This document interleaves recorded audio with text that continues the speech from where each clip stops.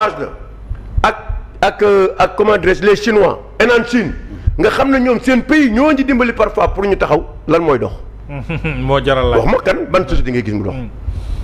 loolu ngay gis mu dox. et c'est ça qui me fait mal parfois dans ce pays. quand il s'agit de société privée moo jox la benn affaire. bu ndaw. keroog liir naa ma gis ay chambre froide benn chambre froide bu mag moo fi am te Séné India la. fa la nekk mi ngi fële Dagana. le ministre de comment dirais-je le ministre de l'agriculture et le ministre du commerce ñoo fa demoon ñu am initiative l'État du Sénégal pour construire des chambres de commerce.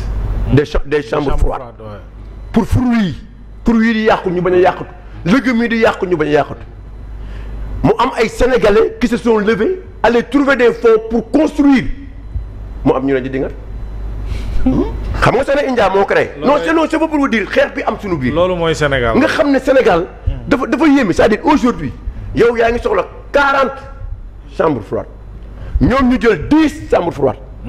à hauteur de 147 milliards. ñu signé un partenariat public-privé entre le ministère du commerce et sénégalais yooyu mu am ñu leen di dingat. très bien kañ la réew mi di dox. moo jaral laaj kañ la sénégalais yi mën a contribuer. lu xamante ni ne étranger moo la ko daan defal sa doomu réew. bu ñëwee di la ko defaral loo war a def da nga war a tàccu. absolument mais loolu mooy problème mu Sénégal actuellement mi ngi nii moo tax. très bien mais moo tax souveraineté boobu mi ngi nii tey. c'est ça li moo ñu jural lii Bachir. tey le 26 septembre 2025. Ça fait un an jour pour jour que le Premier ministre était face aux Sénégalais, accompagné du ministre de l'économie dont parle Mohamed Diagne, du ministre de la justice, pour dire ñun Sénégal ay tappalekat lañu. Pour dire ñun Sénégal nous sommes des falsifieurs de chiffres si le mot existe. Donc tu ne peux pas dire ça un an après, vous êtes en train de parler d'un secteur alors que c'est toute l'économie qui a des difficultés. Xam nga, il faut faire attention. Les chiffres qu'on nous a donnés, on nous a dit ici lors de la dernière mission du FMI que le Sénégal se projette vers 12% de croissance. C'est extraordinaire. Croissance à deux chiffres. On n'a jamais fait une croissance à deux chiffres. Mais dans les 12% de croissance, la croissance réelle, c'est quoi? C'est 3,6%. Absolument. 3,6%. Mais la progression du temps du PSE bu ñoom Suzanne Camara ak Mohamed Diagne da Sénat ñoo bokk héritage donte la xëy na politiquement léegi àndatuñu c'était minimum 6 à 7%. La croissance moyenne c'était minimum 6 à 7%. Donc non, même avec la Covid sax on a résisté, mais je veux dire la moyenne de la progression c'était 6 à 7%. Or voici que nous sommes à 3%, c'est-à-dire la moitié de la croissance. Or économistes yi yéen a ñuy wax naan tant que la croissance ne double pas la natalité du ñu gis njëriñu croissance bi. Ah ñun de loolu la ñu jàngaloon géographie. C'est ça.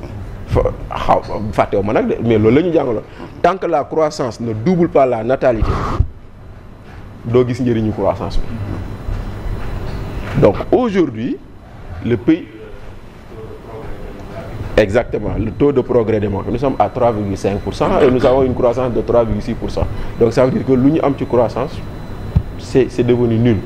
Donc aujourd'hui nous sommes dans ce pays où rien ne marche et la preuve, les documents produits par le ministère de l'économie et des finances ou le ministère des finances ou du budget, je sais pas, ñoo ñu wax ni l'investissement est à 3% du taux d'exécution. mooy maanaam sur le premier semestre sur tout ce qu'on a investi au Sénégal c'était 2,5 milliards le premier trimestre sur tout ce qu'on a investi dans le Sénégal. Or kan moo yor investissement lu dul BTP. joué na ci rôle bu am solo. Mais non mais attends mais maman kan moo yor investissement parce que lan mooy investissement ñu ne la dañuy tabax hôpital Ourossogui et tout le monde sait que l'hôpital de Ourossogui est à l'arrêt. Dañuy tabax université Matam qui est à l'arrêt. On te dit le PSD, le programme spécial désenclavement, un programme à 650 milliards de francs CFA à l'arrêt. Te PSD c'est quoi? C'est faire plus de 1000 kilomètres de route dans tout le Sénégal. Ay kii Baba Garage Bambey Baba Garage ak xeet googu noonu tali yu bëri yoo xam ne tali bi jógee ko Kër Momar Sarr dem Richard Toll nga xam ne et cetera tous ces chantiers à l'arrêt ñi ko doon liggéey qu'est-ce qu'ils font dinañ jël nit téye ko di ko fay te amul chantier qu'est-ce qu'ils font ils libèrent.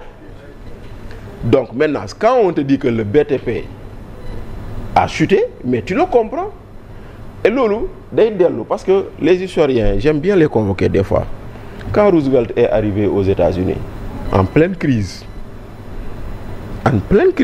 quelle a été sa fameuse phrase? La seule peur que nous avons c'est la peur de la peur.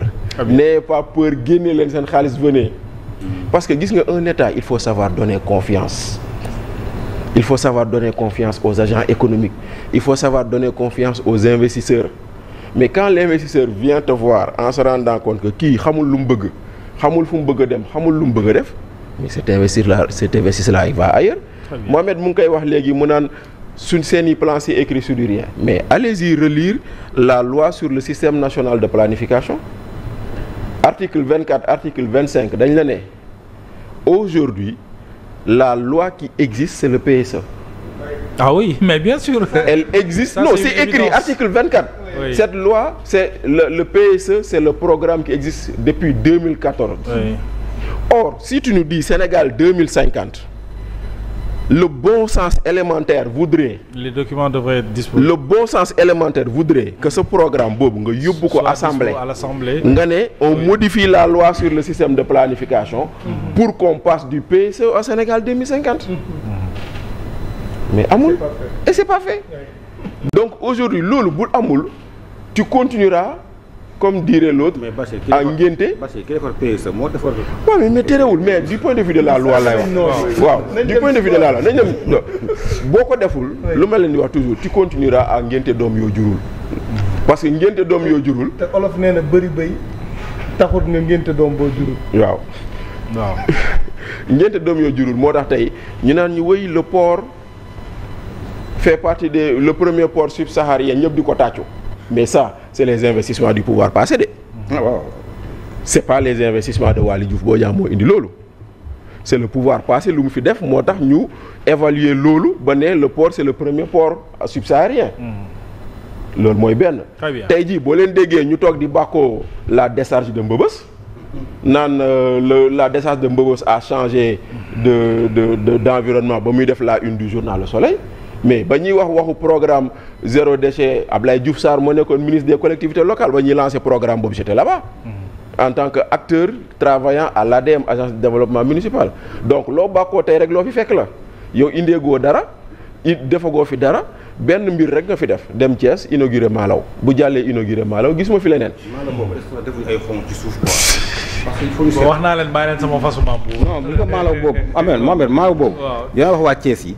nañ gas ci suuf ñu xool lan lañu suul foofu. amul parce que man alors parce que après le secteur rek président ñëpp toute la République déplacé wu. pour benn kii il faut ñu xool lan lañu suuf ci suuf. très bien Moussa peut-être dinañ ko yër alors après le secteur bien sûr après le secteur Médoune après le secteur de l'économie ñu dugg nag ci secteur de la justice j'allais dire nekk na secteur bu nga xam ne évidemment vous n'êtes pas sans savoir que moo gën a dox wala moo gën a bouger actuellement avec le pôle judiciaire financier qui tourne en plein régime et puis il y a un fait mooy ku ñu ci woo wala ku ñu ci convoqué